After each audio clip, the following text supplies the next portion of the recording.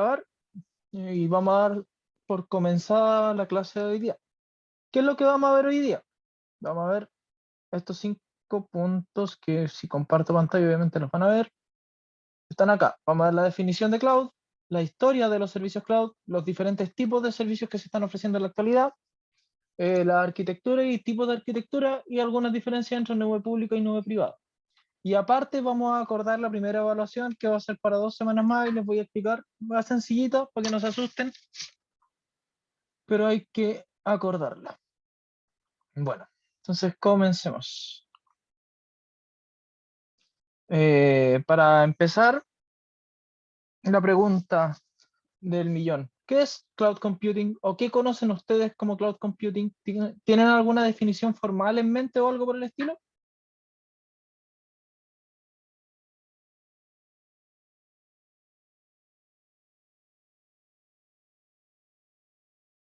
Internet, ¿o no? El Internet en general. Claro. Ya. ¿Alguien más? Más que nada son como servicios en la nube o en internet. Ya, vamos más por ahí los tiros. Como en todos los conceptos que tratamos dentro de la informática, nunca hay un consenso absoluto sobre las definiciones. Si ustedes buscan definiciones de conceptos como Big Data, como Machine Learning, Cloud Computing, existen tantas definiciones como autores hay dentro de los documentos académicos. Entonces, es difícil llegar a un consenso, una definición, pero poniéndolo de manera sencilla, como dice acá, Cloud Computing es la entrega de servicios computacionales de todo tipo, incluyendo servidores, almacenamiento, base de datos, el manejo de redes, software, analytics, inteligencia, básicamente cualquier servicio informático, cualquiera, y ahí vamos a ver después cómo, a través del Internet, que viene siendo la nube. No todos los servicios cloud son a través del Internet, porque una de las definiciones oficiales de cloud, de computación en la nube, hace referencia a que se ocupan una red para realizar la entrega de los diferentes servicios computacionales, que puede ser una red interna, no tiene que ser necesariamente el Internet. Pero la definición más común y lo que nosotros vamos a ver más comúnmente va a ser el hecho de que se ocupa Internet para la oferta de los diferentes servicios informáticos. ¿Cómo surge esto? Existen 2 grandes etapas dentro de las cuales nosotros como informáticos, bueno, los que tienen más de 20, 22, yo creo que han vivido, que es la época de los 90, donde todo informático quería tener sus propios, básicamente descargar sus propias aplicaciones, instalar sus propios servicios, cada uno quería tener las cosas en su computador, y esto nace debido a la necesidad de no tenerlas almacenadas dentro de servicios grandes como son Microsoft, como son Google, como son las grandes empresas, porque en los 90 existía mucho ese miedo de que si uno ocupaba los servicios de las empresas grandes, dejaba al descubierto toda la información que se iba generando, que se iba almacenando dentro de su sistema, que no deja de ser cierto, porque obviamente las empresas tienen acceso a esa información, en especial en los años 90, cuando no habían todavía muchas normativas respecto al manejo de la información sensible en Internet. Entonces se daba mucho que los usuarios tendían a ocupar o programas locales o generar sus propios programas. Y eso fue bastante común, como les digo, durante la década de los 90 y el principio de 2000. Conforme eso fue avanzando, se fue dando un efecto inverso, porque los informáticos especialmente cada vez necesitaban más servicios, cumplir más necesidades, solucionar más problemas, y eso significaba ocupar obviamente más software. Y todos sabemos que mientras más componentes de software tenemos instalados dentro de un equipo, más probable es que haya malas interacciones entre ellos, que tengamos problemas de actualización y todos los problemas que ustedes conocen que ya han probablemente pasado más de una vez mientras han estado trabajando dentro de la carrera. Por ejemplo, que el Python tiene que ser 3.8, no puede ser 3.7 o no puede ser el Python 2, o que la versión del JDK está muy obsoleta, y todo ese tipo de cosas que nos encontramos muy comúnmente cuando nosotros estamos trabajando en local, porque las variables de entorno no están bien generadas, etc, etc, etc. Entonces pasamos de querer tener todo en local a querer facilitarnos un poco la vida, porque en los 90, como les dije, era la moda y era lo más cómodo el hecho de instalar los programas en el computador porque era poca la cantidad de manejo que se hacía. Pero ahora un simple cambio de versión en un programa nos puede, cuando estamos hablando obviamente de componentes grandes, imagínense no solamente uso personal, sino que uso de empresa, la simple actualización de un componente deja de ser trivial, pasa a ser un problema serio, pasa a ser algo que es difícil de tratar. Y es por lo cual comienza a agarrar fuerza de nuevo el concepto del cloud computing. Porque aunque parezca un concepto nuevo, todo lo que se refiere a la computación en la nube son conceptos relativamente antiguos. De hecho, nacen en conjunto con el Internet. Aquí podemos ver una pequeña gráfica realizada por Salesforce, o sea, sí, fue por Salesforce, donde vemos la historia de la nube, las diferentes etapas que esta ha tenido. El primer concepto de cloud computing nace en el 1960, o sea, en la década de los 60, en los tiempos de ARPANET. Es decir, nosotros cuando hablamos de cloud computing, por mucho que creamos que estamos hablando de cosas actuales, es uno de los conceptos más antiguos que hay en el área informática. Solo que ocurre lo que comentábamos, que no tuvo mucho auge en un principio, o sea, en un principio obviamente, cuando estaba todo centralizado en una sola red y en grandes servidores, obviamente todo era cloud computing, todo era servicios grandes hacia otros servidores, otros computadores, etc, etc, etc. Conforme esto se fue liberando, entre el 97, por ejemplo, hasta el 2006, empezamos a encontrar lo que comentábamos recién, porque los usuarios empiezan a ocupar sus PCs de escritorio, porque también bajan los precios de los componentes, etc, etc, etc.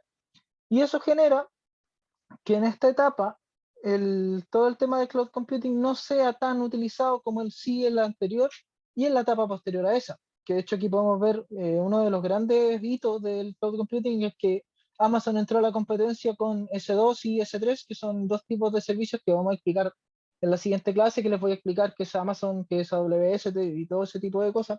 Y vamos a hablar sobre las generalidades solamente.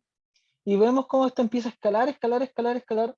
Y para ya el 2014 se estimaba que se iban a gastar 103,8 billones, no, billions, perdón, de libras esterlinas en gasto de manejo cloud. Es decir, pasamos de ocupar casi nada a tener gastos multimillonarios dentro del área.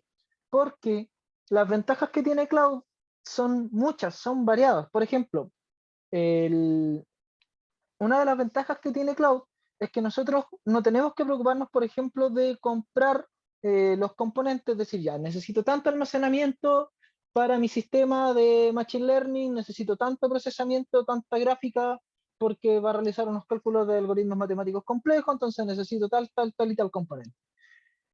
Y comprar esos componentes al por menor siempre va a ser caro. En cambio, las grandes industrias pueden conseguir un precio mucho más barato, muchísimo más barato.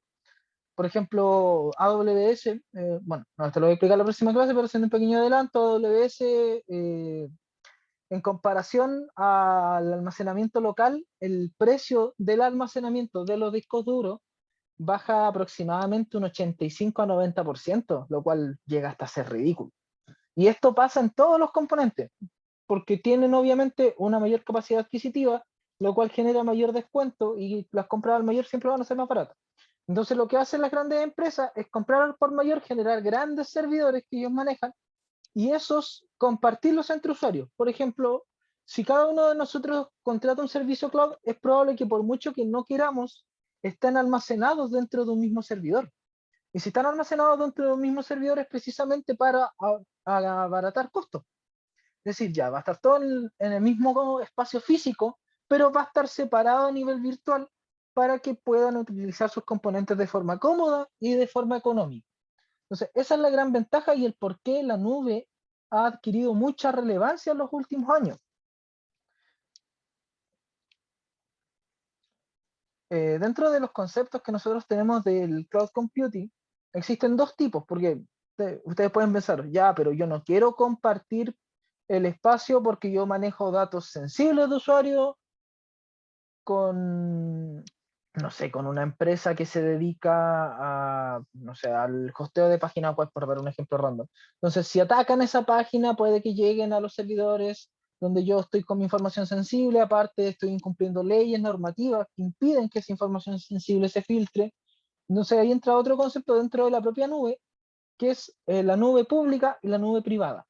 La nube pública ocurre lo que les comentaba, que tiende a compartirse entornos virtuales, es decir, hay un gran servidor y ese gran servidor está dividido en componentes virtuales, en subsistemas operativos, servicios, etc, etc. Y nosotros como consumidores ocupamos esos servicios desde un servidor común.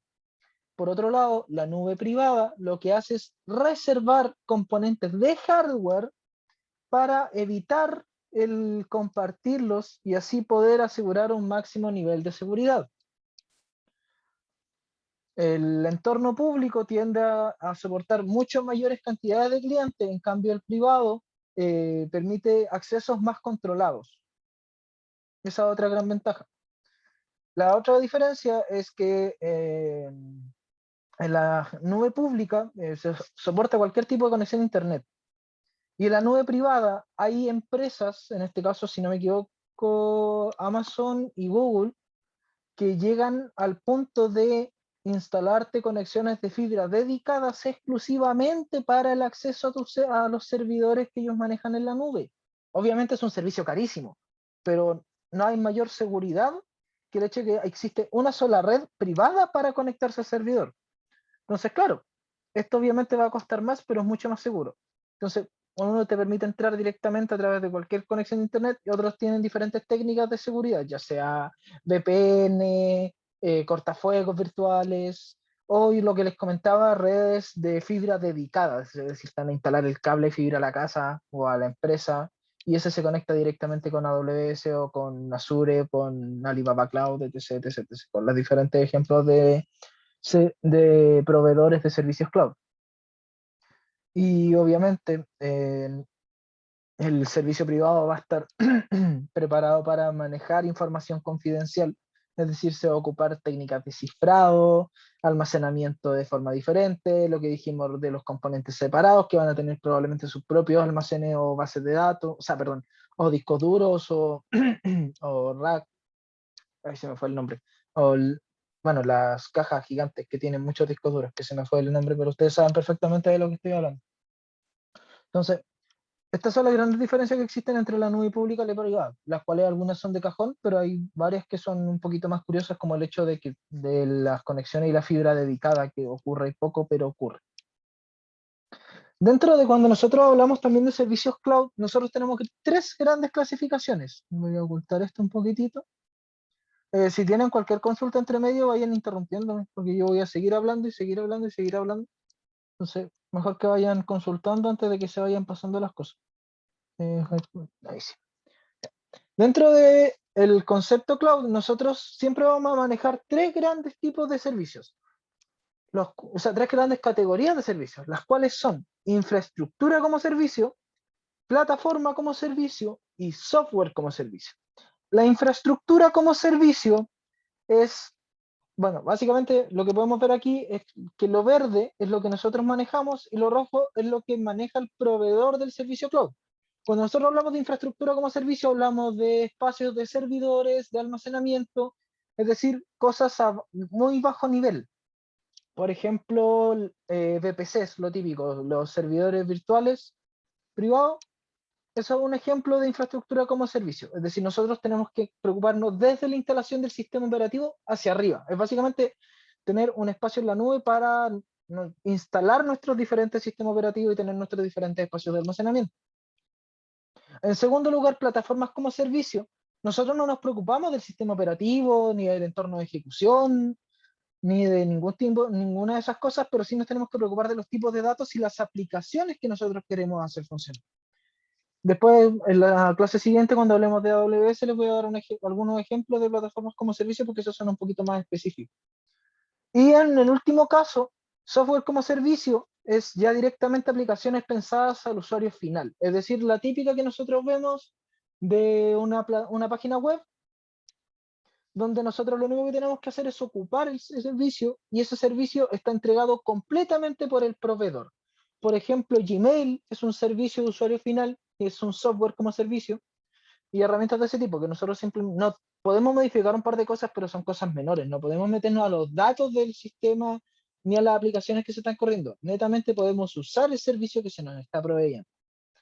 Y como se pueden dar cuenta, en ninguno de los tres casos, y aquí está la gran ventaja de la nube, que es lo que conversamos antes, nosotros no nos preocupamos ni de la virtualización, ni de los servidores, ni del almacenamiento, ni del networking. Es decir, todo lo que es la conexión hacia los servidores, el estado de los servidores físicos y la virtualización de los mismos está a cargo de la proveedora, sea AWS, sea Azure, sea Google, sea Alibaba. ¿Ya? Entonces eso es súper importante. Todo lo que sea servicios cloud parte desde aquí hacia arriba. Hacia abajo está todo manejado por los proveedores. Aquí se puede ver a otro nivel, vamos a con un ejemplo un poquito más visual, donde nosotros podemos ver infraestructura, plataforma y software como servicio, donde podemos ver servidores, almacenamiento vacío y redes a nivel de infraestructura, a nivel de plataforma, bases de datos, seguridad y ejecución de procesos, que esto hay cosas bien interesantes en el tema de ejecución de procesos, y a nivel de software como servicio, básicamente colaboración, contenidos, comunicación, lo que les dije, por un ejemplo más fácil de entender, Gmail. Y obviamente uno se puede conectar a estos diferentes servicios desde diferentes tipos de dispositivos, ya sea ordenadores personales, móviles o otro cualquier dispositivo inteligente, siempre que cumpla con las necesidades que va a requerir el servicio. Dentro de las diferentes posibilidades que ofrecen los sistemas cloud, tenemos diferentes tipos de arquitectura. Existen las arquitecturas como esta, que son completamente cloud, es decir, nosotros lo único que tenemos de cara al usuario en nuestro sistema físico es el frontend, cómo nosotros accedemos a los servicios. Pero todo lo que es el backend, todos los servicios, el entorno de ejecución, el almacenamiento, la infraestructura, todo lo tenemos montado en nuestro servidor virtual, o sea, en nuestros servicios virtuales, que pueden interactuar entre ellos, obviamente. Es un tipo de arquitectura que nosotros vamos a ver harto, es el tema de llevar todo a la nube, que solamente el frontend está a cargo de un sistema local, por ejemplo. Otro caso que podemos encontrar acá es un data center que maneja información sensible. Entonces, hay parte de esta información que no se puede manejar dentro de los servidores, en este caso de AWS. ¿Por qué puse AWS? Porque hay más ejemplos visuales que la otra empresa. No se puede manejar directamente en AWS porque, por ejemplo, yo no puedo entregar información sensible de algunos usuarios, por ejemplo, del área de la salud. No puedo yo llegar y subirla a AWS porque hay muchos protocolos de seguridad de la información que me lo impiden. Si bien AWS en específico cumple con ciertas necesidades, hay otros tipos de datos que no se pueden subir o otras empresas que no cumplen con los protocolos, entonces no puedes compartir esos datos porque te puede ir de demanda. Y en una empresa grande esas demandas no son baratas. Entonces lo que se hace es manejar los datos en local y su respectivo ERP, enviarlos a través de conexiones encriptadas, es decir, manejar una especie de nube privada, que es lo que vimos acá, una nube donde se pueda asegurar una cierta calidad y un cierto nivel de seguridad en las conexiones, y todo lo que son los procesamientos de las diferentes herramientas, de los diferentes datos, se realizan acá adentro, emitiendo solamente los resultados. Entonces así te evitas el problema de las leyes que impiden almacenar datos dentro de sistemas fuera del país, por ejemplo, que ocurre bastante. Aquí en Chile creo que están bastante más desactualizadas las leyes, pero en otros países, o por ejemplo en Estados Unidos, que se da un ejemplo bien curioso, los datos sensibles, es decir, datos de salud y datos de ese tipo, solo pueden ser manejados en Estados Unidos con personas, o sea, por personas que tengan residencia en los Estados Unidos. Entonces tienen servidores especiales para el área de la salud, donde solamente trabajan residentes estadounidenses. Tú no puedes ir a trabajar allá porque por ley no se puede y Amazon se lleva multas millonarias si eso llega a ocurrir. Entonces, eso es lo que se busca, manejar los datos sensibles donde se puedan manejar y dejar el procesamiento, en este caso, donde podemos ver la arquitectura híbrida, el procesamiento exclusivamente para las herramientas que lo permiten. Este otro caso, donde podemos ver también un punto medio entre una arquitectura local y una arquitectura cloud, que llamaremos obviamente arquitectura híbrida, donde podemos ver que, bueno, en este caso en específico, un sistema de Big Data para el seguimiento de cultivos en una determinada región, donde se ocupan datos de diferentes fuentes. Aquí podemos ver como la parte de acá abajo, de la parte de la data de vectores, recién sube a la nube en la etapa de Machine Learning. Todo lo que es la preparación de los datos se hace de forma local. Es decir, todo este componente de aquí es local. Y esto directamente se saca desde las bases de datos, obviamente esto está en cloud, pasa a los sistemas de AWS, de nuevo el ejemplo de AWS porque hay más ejemplos visuales, y se mete dentro del sistema cloud. Entonces aquí podemos ver que parte del manejo de los datos es virtual y parte del manejo de los datos es local. Y aquí no es tanto por el tema del cumplimiento de las normativas, sino que porque es más cómodo para la empresa realizarlo así, para la organización. Pues no siempre es cómodo manejar todos los datos en la nube, va a depender del caso y de la situación.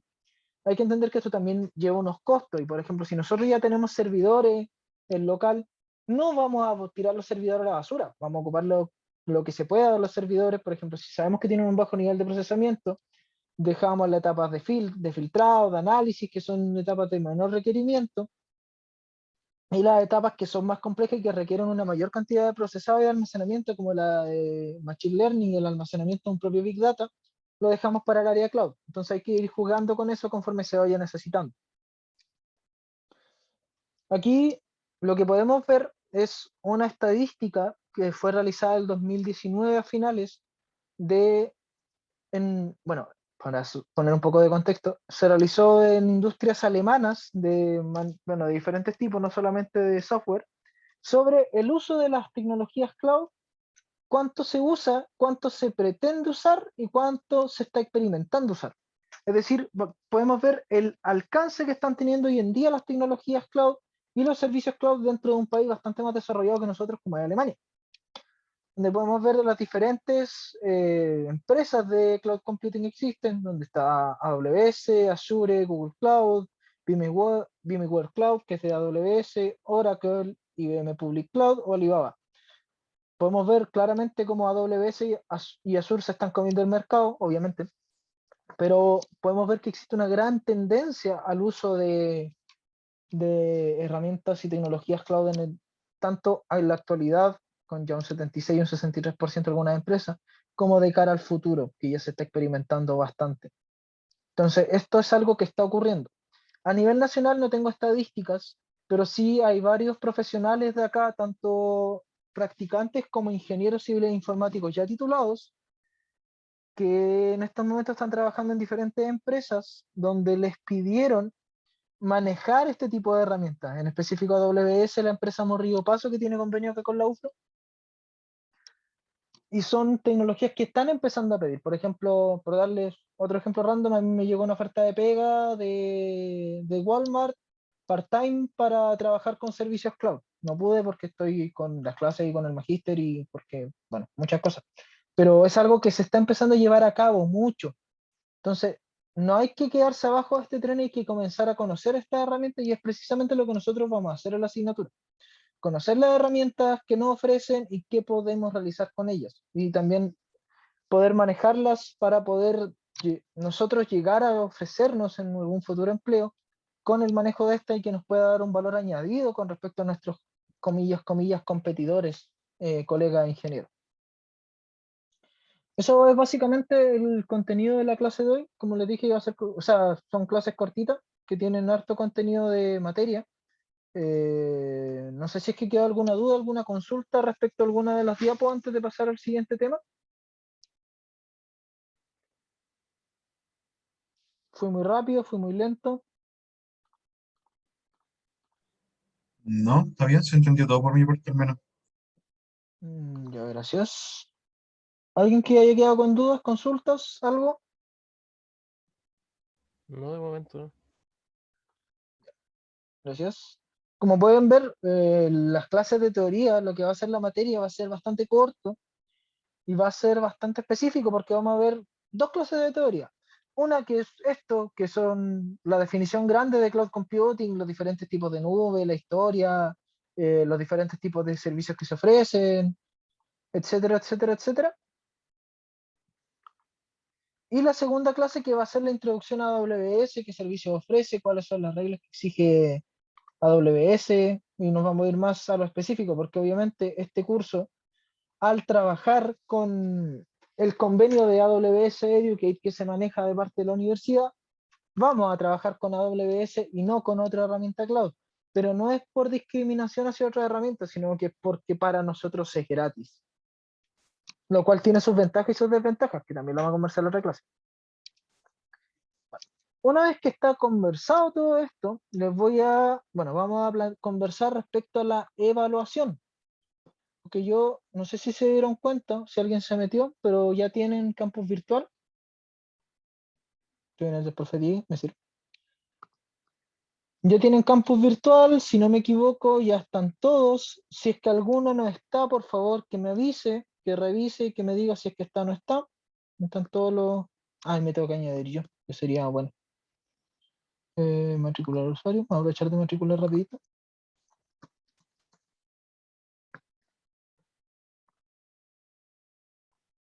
No me puedo matricular como profe porque cosas. Ya, ahora sí. Entonces, ya tienen campus virtual. Entonces podemos empezar a pedir tareas y subir archivos. Y aquí nos encontramos con la presentación que va a ser equivalente, perdón, a la prueba teórica que mencionamos la semana pasada que dijimos que íbamos a modificar. ¿Cómo va a funcionar? El trabajo va a ser en grupos de 4 personas, son 20 inscritos, así que la gracia es que el mínimo de personas en un grupo sea 4 y el máximo sea 4. Así que, profe, ¿se puede de 3? No. ¿Profe, se puede de 5? No. Son 20. Traten de ser grupos de 4. Si llega a haber algún caso específico, se conversa, pero traten de ser grupos de 4. Idealmente, si interactúan entre civiles e informáticos, sería mejor para ustedes. Entonces, a través del grupo de 4 personas se debe realizar una presentación, la cual será expuesta al docente y a sus compañeros durante la clase a realizarse el día 28 de abril. ¿Qué quiere decir eso? Que les doy 2 semanas para prepararla, y es una presentación cortita, para que no se asusten. ¿Qué debe contener? La presentación busca compartir los diferentes tipos de proveedores grandes de computación en la nube, algunas de sus características y ejemplificar algunos de sus servicios para asegurar el entendimiento de los diferentes tipos que existen. Llevándolo al español y al idioma más coloquial. Nosotros en el curso, por temas de tiempo y por temas de disponibilidad, vamos a ver AWS, que es la que está aquí. Pero si se dan cuenta, existe Azure, existe Google Cloud, existe Oracle, existe IBM y existe Alibaba. Obviamente no va a contar VMware porque VMware es de AWS. Entonces el objetivo es que se reúnan en grupos de 4 y puedan realizar una presentación que contenga una pequeña introducción de cloud para que vean que existen diferentes definiciones, la definición del proveedor que eligieron, las características, los servicios que ofrece, algunos ejemplos, idealmente 5, de los servicios que la propia nube ofrezca y especificar si son SaaS, PaaS o IaaS, es decir, si son software, plataforma o infraestructura, y reconocer si maneja posibilidades de private cloud. Además de eso, añadir un pequeño ejemplo, es decir, por ejemplo, a ver, dejen abrir una página, casos prácticos. Por dar un ejemplo, en específico, AWS, dentro de los casos reales, trabaja con Netflix, trabaja con KFC, para manejar más rápido los datos de sus recetas, por darle un ejemplo random. Aquí, en este caso, en AWS existe una lista de proveedores satisfechos con los que trabaja, y hay varios conocidos. Toyota anda dando vuelta entre medio, entonces, que puedan obtener un ejemplo de eso. Eso es lo que se busca cuando yo hablo de un ejemplo de uso real. Entonces, esto es todo lo que debe contener la presentación. La fecha máxima de entrega al archivo PPT asociado a la presentación es 10 minutos antes de la clase. Es decir, el espacio está abierto hasta el miércoles 28 a las 2:20 para que el archivo quede subido un poquito antes y yo lo pueda estar mirando mientras ustedes presentan. Se sube un archivo por grupo, obviamente. Y la presentación tiene que durar entre 5 y 10 minutos. Porque con 5 grupos, 5 por 7, pongámosle, son 35 minutos, más los intermedios que puedan existir, 40 50 minutos, y me parece una clase de 40 50 minutos para ver diferentes tipos de sistemas es más que prudente, ni muy larga ni muy corta. Así que esta va a ser la evaluación teórica asociada al curso. ¿Dudas con estos? ¿Consultas? Antes de, antes de cualquier duda o consulta, los grupos los van a formar ustedes, pero el sistema o el proveedor se los voy a dar yo. Para que no haya pelea de, no, es que yo escribí este, no, es que yo escribí este también. No. Yo les voy a dar a ustedes los temas y se los voy a dar mañana. Más rato en la tarde, o sea, mañana en la mañana, para darle tiempo a los chicos que están con Topón y ver la clase después, les voy a dar plazo hasta mañana, o sea, durante el día, que mañana en la mañana abramos el campus para que puedan inscribir los grupos. Y una vez que estén inscritos todos los grupos, o que llegue el viernes en la tarde, yo les voy a enviar un correo con el tema que les tocó, para que podamos repartirlo y ustedes tengan tiempo para trabajar tranquilamente, ¿ya? Eso, no sé si hay consultas, dudas con respecto a esto. ¿Qué porcentaje tenía ese trabajo? Eso quiero de hecho conversarlo con ustedes. Tengo que subir el programa asignatura, todavía no lo subo al campus. 10.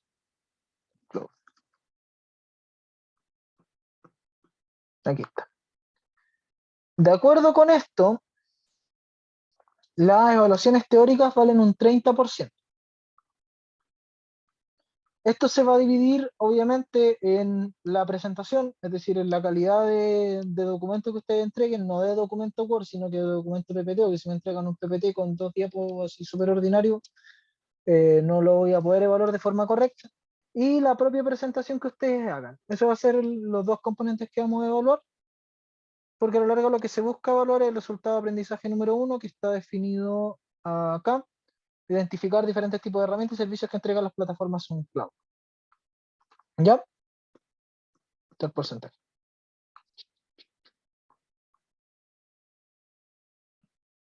No sé si quedó claro, Pancho. O sea, vale el 50, ¿no? O el... 30. ya. El 30 y 50 del 30. Exacto. Vale, vale. Y todo lo otro de la asignatura va a ser práctico, donde vamos a ir trabajando semana a semana con diferentes componentes y ustedes van a ir haciendo pequeñas tareas y el proyecto final grande. ¿Ya? Vale. ¿Ya más consultas, chicos?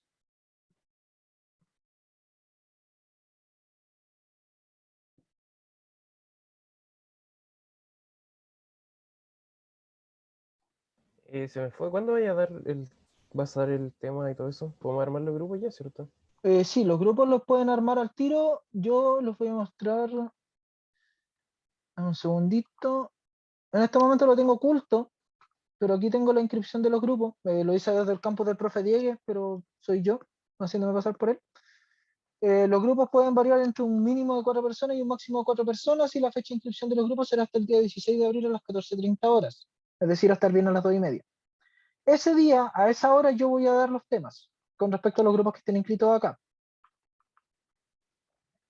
En caso de que, por ejemplo, queden 4 alumnos que no están inscritos, yo voy a pescar a los 4 alumnos, los voy a juntar, los voy a hacer un grupo y les voy a chantar un tema. Pero la elección de los grupos la pueden hacer desde ya, y este foro lo voy a habilitar mañana en la mañana, ¿ya?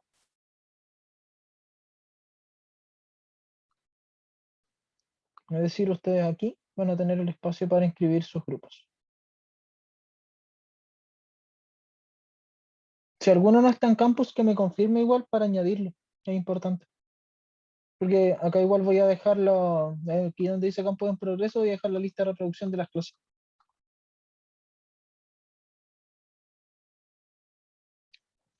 ¿Más consultas respecto a la presentación, chicos?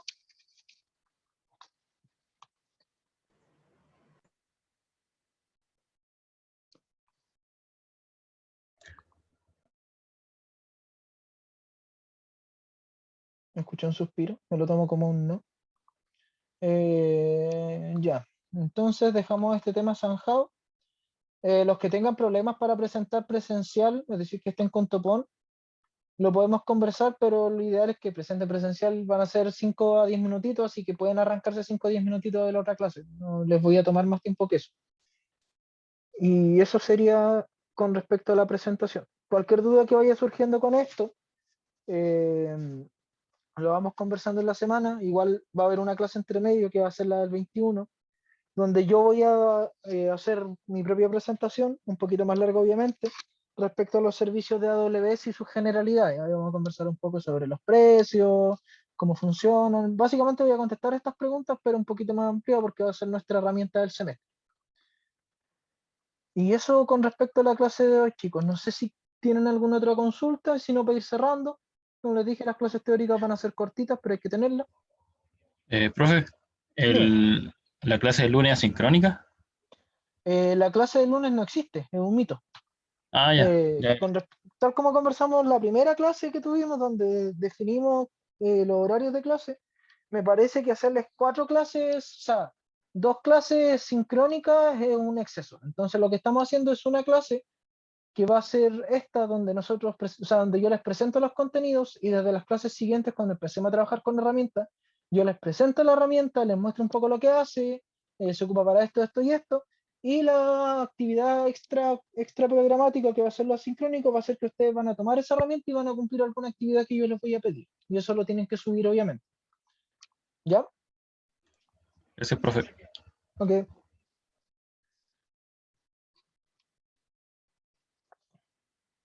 Ya, chicos, si no hay más consultas, bueno, como les dije, las 2 clases teóricas van a ser cortitas, que van a ser, básicamente, este es nuestro mes teórico, 14, 21, 28.